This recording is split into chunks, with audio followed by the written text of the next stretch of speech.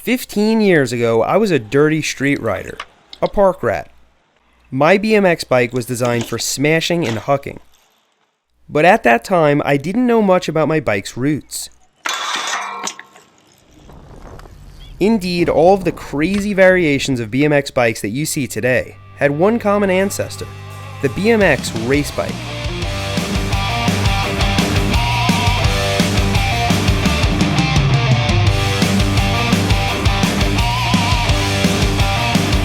With almost 40 years of progression in the sport of BMX racing, it's no surprise that today's bikes bear little resemblance to their primordial 1980s counterparts.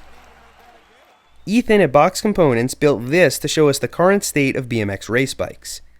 As someone who last examined one 15 years ago, I think it looks totally alien. I've never seen 20mm axles on any BMX, and most definitely not a tapered head tube. These are only a few of the standards that Box helped to make mainstream. But this thing of beauty, this featherweight, alloy, carbon, and plastic rocket ship, is now in the hands of a dirty street rider and a complete maniac.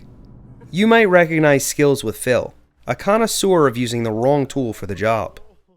As a pro BMX racer, pro downhill mountain biker, and now a pro YouTuber, Phil is no stranger to breaking bikes in half. But this race bike is different from anything either of us have tested. Our plan was to test it on some jumps and maybe even at a legit track, but the weather didn't cooperate. Since everything was wet and Phil would only be around for a day, we needed to think quick and be creative. For all of you who wanted me to build a bigger ramp, it's your lucky day. This one wouldn't be portable or built to last, but it would serve its purpose.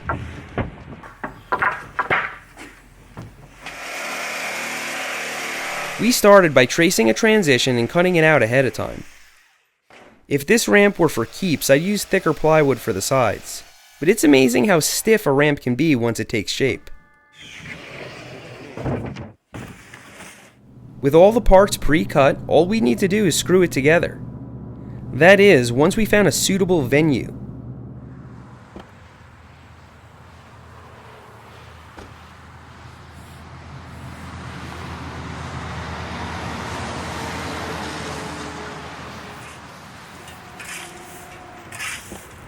Although we might have been able to find someplace safer and drier, all we needed to do is a little landscaping to get it perfect. At some point, every trail you've ever ridden was cut and then named. We'll call this one Safety First. Now to assemble our safety ramp.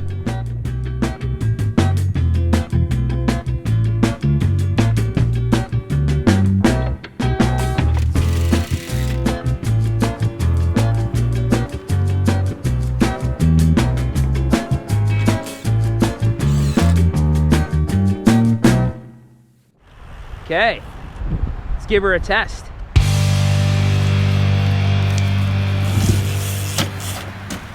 Okay.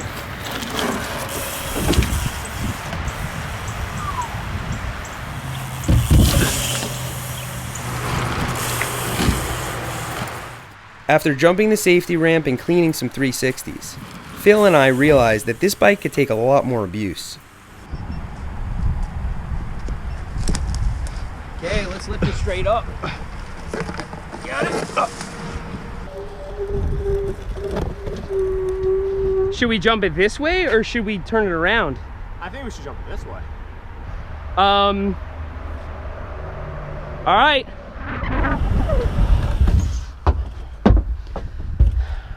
right, hold on, let me check it out. No, I think it's gonna be okay.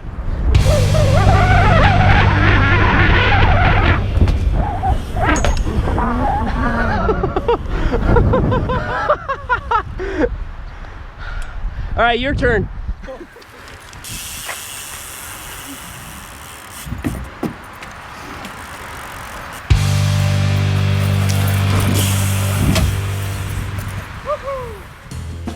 After coming off 27.5 mountain bikes, we weren't exactly confident or stable on this 20-inch BMX. But that didn't stop us from pushing our luck. Actually, no, if you try this, there's a very good chance that I'll try it. This is ridiculous. What?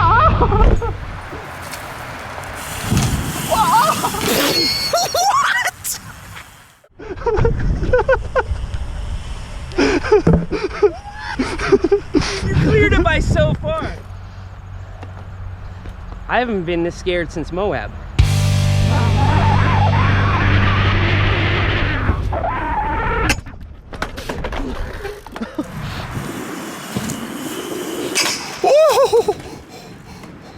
I hit my chin on the bars, but I'm okay. The bike needed a handlebar adjustment, which would be expected after a flaming nosedive. Everything else was in good working order. Time to go back and clean that couch jump.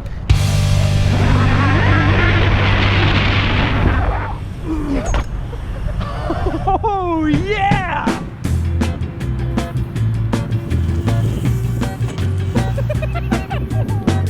It was time to stop pushing our luck and leave the safety jump alone. That 1000%. That's fucking huge! No way. Never.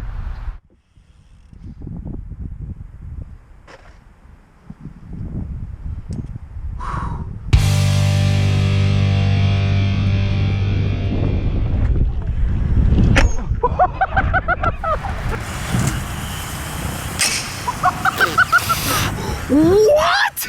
While I was originally nervous about the carbon fork and the lightweight build giving out under pressure, Phil's thermonuclear nosedive erased all my doubts. It was clear that this bike would break us before we broke it. Oh my god. Pretty damn perfect to me. Back wheel is essentially perfect. And with that, we decided to take it easy for the rest of the day. I'd love to take this bike on an actual racetrack and definitely a pump track when I get the chance. But on that day, there was only one more test we needed to complete. The North Shore drop at the beginning of Berm Creek. I was confident that the bike would survive, but wasn't so sure about controlling my descent on 100 psi racing slicks. Let me try just sending it down this hill.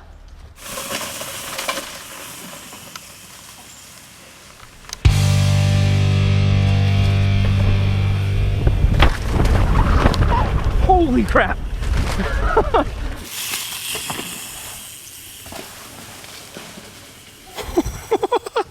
And we survived. I've done a few tests with Phil, but I think this one was my favorite. Not only were we both astounded by how rigid a modern race bike could be, but we were also forced to go back to our 20-inch roots. Sure, we did use the absolute wrong tool for the job, but I'd say it fared quite well. So, thanks for sharing some laughs with us today, and definitely check out Phil's channel for some more shenanigans. Thanks for riding with me today, and I'll see you next time. No, not on my watch. We're not doing it.